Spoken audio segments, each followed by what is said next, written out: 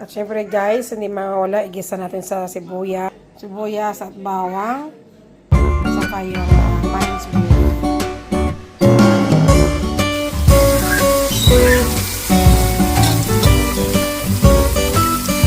Okay guys, I'm going to cook Arabic pasta, beef Arabic pasta.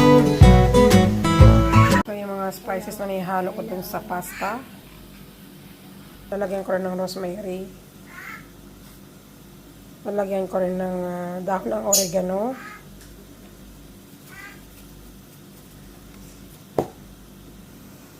Tapos mayroon din ng tomato paste para mamaya.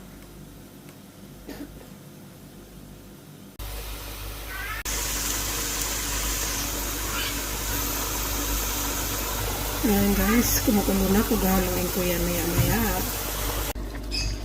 Lagyan ko ng shredded cheese.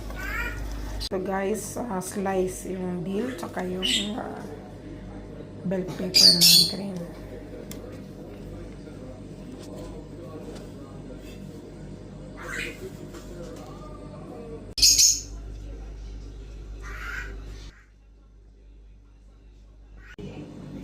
At ito na guys, ang luto ni Mami, yes.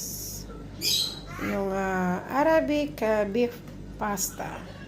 Nagsawa na daw sila sa chicken, kaya para daw naman maiba ang pagkain nila ngayon.